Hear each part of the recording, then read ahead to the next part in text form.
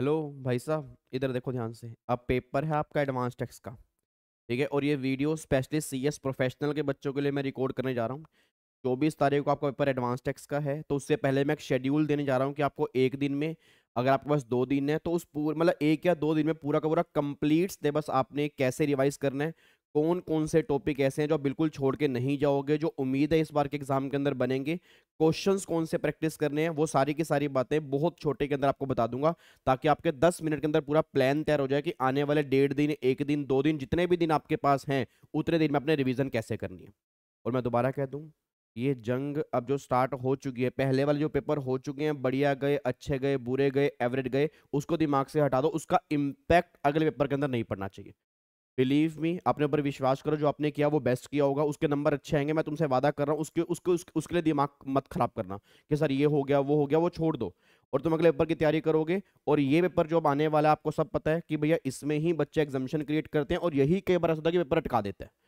तो उसमें बिल्कुल आपको इसको लाइटली लेना, अपना बेस्ट दे के आना है। अब मैं थोड़ा सा आपको प्लान बताने जा रहा हूँ जी। इधर देखो ध्यान से, मैंने थोड़ा सा यहाँ पे आपके लिए प्लान तैयार किया हुआ है। वो प्लान क्या है, एक बार पहले वो डिस्कस कर लेते हैं। अब अगर आप यहाँ पे चेक करोगे ना, देखो इधर देखो। अब अगर मैंने एक दिन का प्लान तैयार किया कि अगर आपके पास एक दिन है, फॉर एग्जांपल अगर आप पेपर देकर आए 23 तारीख को, और अगर आपका 24 को एग्जाम है, हाँ अगर आपने एक ग्रुप देना, सिर्फ टैक्स का पेपर बचा हुआ है, मतलब 2 या 3 दिन का प्लान जो है वो इस तरह से आपको बस चेंज करना है। सीक्वेंस आपका ये रहेगा, बस ये पर ध्यान दो, ठीक है ना।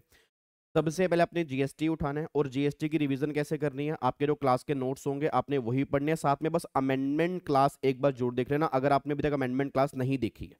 अमेंडमेंट क्लास एक बार मैं दोबारा से टेलीग्राम पे डाल दूंगा, नहीं तो आप सर्च करोगे, एक अमेंडमेंट क्लास है बस, आई थिंक 1.5 या 2 घंटे की अमेंडमेंट क्लास है, उसके नोट्स भी टेलीग्राम पर हैं, वो आपने जरूर देखने, उसको इग्नोर नहीं करके जाना। ठीक है ना, क्योंकि आपने पहले का टेक्स्ट पढ़ा हुआ है, मे भी आपने अमेंडमेंट देख लिया फिर तो अच्छी बात है, नहीं देखी वो आपको, तो पहली बात तो वो देखनी है। ये आपको ऐसे रिवीजन करनी है विद। अब यहाँ पे आईसीएसआई मॉड्यूल के अगर आप क्वेश्चन देख सकते हो एक बार, अगर आपने पहले कर लिए तो अच्छी बात है, नहीं किए तो एक बार जरूर देख लेना, क्योंकि हर बार ऐसा होता है कि 15 से 20 नंबर के क्वेश्चन जो थे वो मॉड्यूल में से सेम बन जाते हैं।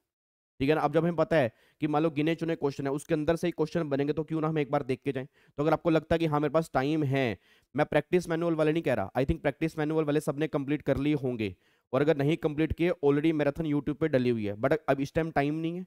ठीक है, अगर आपने कर लिए तो अच्छी बात है, नहीं तो या तो वो क्वेश्चन या मॉड्यूल वाले, आपने दोनों में से कोई भी जो तुम्हें लगता है कि इंपॉर्टेंट क्वेश्चन है। मॉड्यूल वाले तो सारे ही हैं, प्रैक्टिस मैनुअल में इंपॉर्टेंट कौन से हैं वो मैंने अलग से हाईलाइट किए हुए हैं।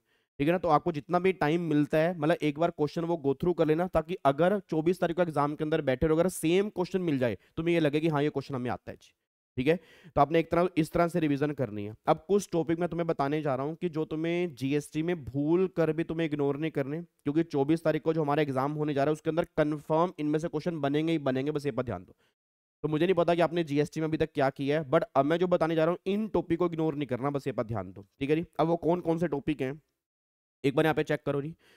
सबसे पहला आपका टॉपिक सप्लाई का चैप्टर आपने अच्छे से पढ़ के जाना है। सप्लाई के चैप्टर में जो भी सर्कुलर नई इंसर्ट हुए, तो प्रिंटिंग वाला हो गया, बस बॉडी बिल्डिंग वाला हो गया, याद आपको रीट्रीटिंग ऑफ टायर्स वाला हो गया, तो कई बार वो इसमें से केस स्टडी बना देते हैं, तो वो भी आपको ध्यान से पढ़ के जाने हैं, ठीक है ना।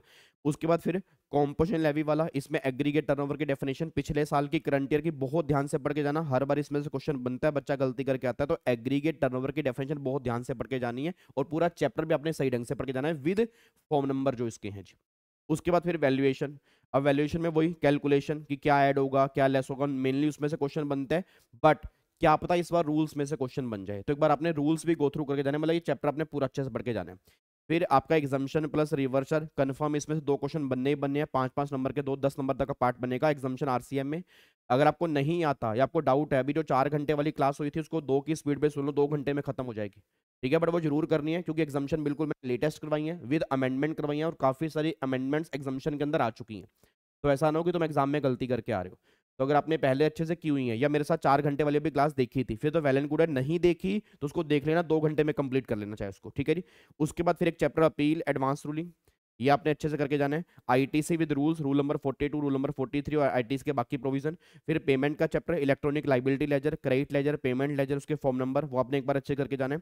फिर ई इनवॉइस, ई इनवॉइस हो गया, डायनेमिक क्यूआर कोड हो गया, और क्यूआर एमपी स्कीम हो गया, इन तीनों में से एक क्वेश्चन कंफर्म आपके एग्जाम के अंदर बन सकता है। ये टॉपिक ऐसे हैं जो आप इग्नोर नहीं कर सकते।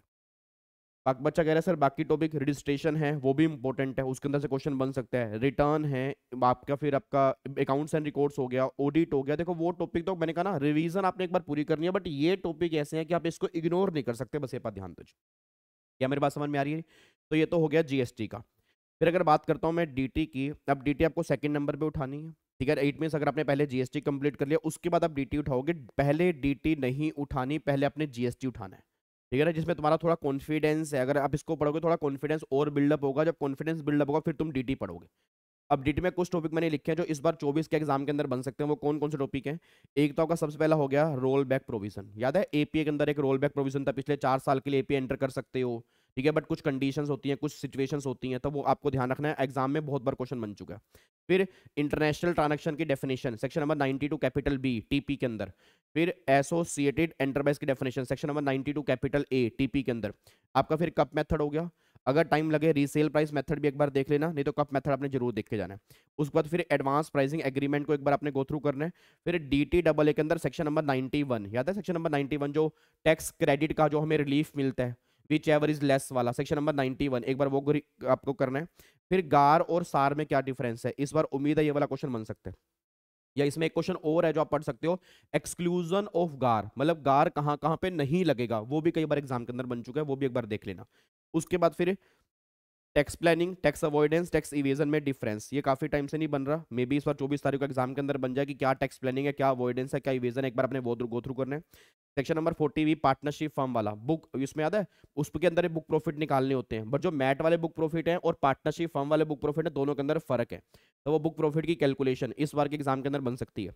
फिर मैट वो तो बनेगा ही बनेगा, बुक प्रॉफिट वाली कैलकुलेशन एक बार क्या ऐड होगा क्या लेस होगा एक बार अपने वो गो थ्रू करना है। उसके बाद एएमटी में एडजस्टेड टोटल इनकम की डेफिनेशन, और फिर डिविडेंड और गिफ्ट की टैक्सेशन। ये कुछ टॉपिक आपके डीटी में ऐसे हैं जो आप इग्नोर नहीं कर सकते।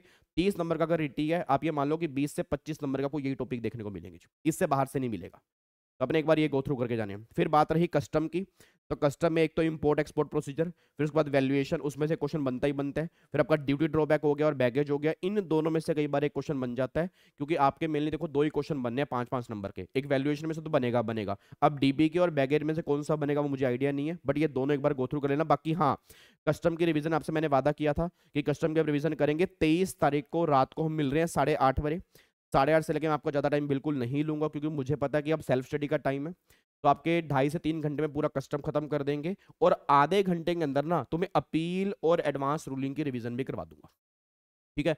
अब तुम ये मत कहना कि सर ये टॉपिक भी करवा दो वो टॉपिक करा दो, सर मुझे कोई दिक्कत नहीं है, वैसे सारे टॉपिक यूट्यूब पे पढ़े हैं, बट अगर अब तुम बोलोगे ना रिवीजन करवाने के लिए तुम्हारा टाइम वेस्ट होगा, क्योंकि मुझे पता है इस टाइम सेल्फ स्टडी का टाइम है, इस टाइम यूट्यूब पे बैठने का टाइम नहीं है।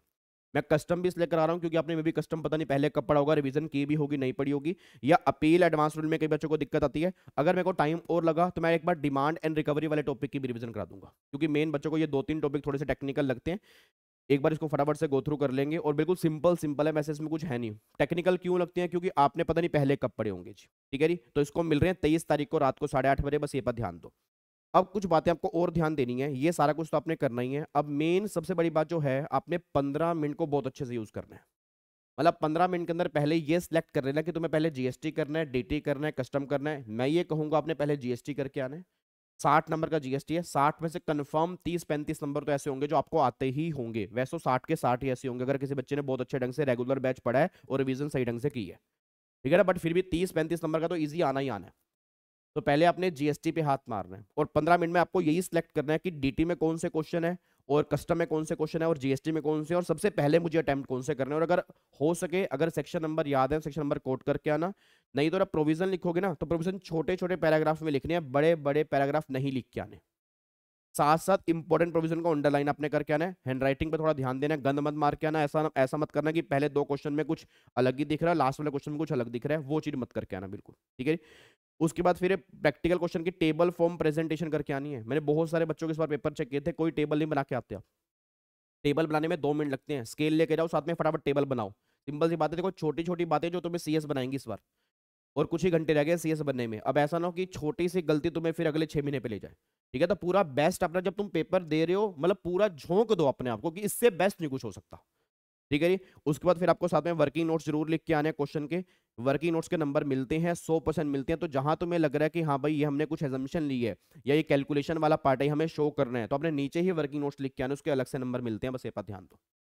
क्या मेरी बात समझ में आ रही है?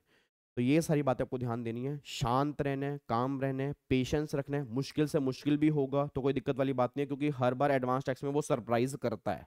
तो इसमें कोई हैरानी की बात नहीं है, क्योंकि प्रोफेशनल एग्जाम है, ठीक है ना। बट सिंपल सी बात है, एग्जाम निकलेंगे, इस बार भी निकलेंगे, हर बार निकलते हैं, रिजल्ट आपका अच्छा आएगा, सब कुछ अच्छा होगा, बट आपने अपना पेशेंस लूज नहीं करना उस 3 घंटे के अंदर, बस ये पर ध्यान दीजिए, ठीक है ना। क्योंकि वो 3 घंटे आपके हाथ में है, तो ये आपकी थिंकिंग बहुत मैटर करती है कि आप उस 3 घंटे में क्या सोच लेके चलते हो, ठीक है ना।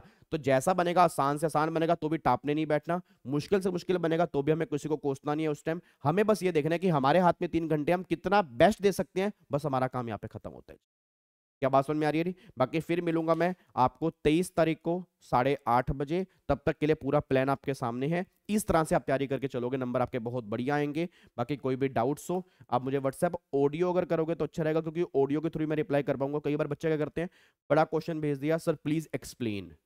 अब उसमें मुझे कोई दिक्कत नहीं है, अब इतना बड़ा मैसेज भेजूंगा फिर आपको उसमें समझ भी नहीं आएगा। तो बेटर ये है कि आपको कोई भी डाउट आ रहा है आप ऑडियो भेज दो कि सर इस पॉइंट पे डाउट आ रहा है, वो पॉइंट मैं ऑडियो के थ्रू ही आपको रिप्लाई कर दूंगा, ये बात ध्यान दो, ठीक है।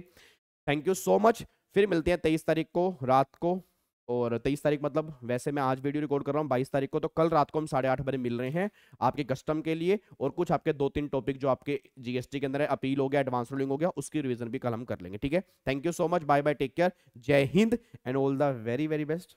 आ जाओ और जंग जीत के आओ, और मुझे पूरी उम्मीद है तुम कुछ कर सकते हो और तुम्हारे अंदर बहुत कुछ है, ठीक है। थैंक यू सो मच, जय Hind, God bless you, love you all.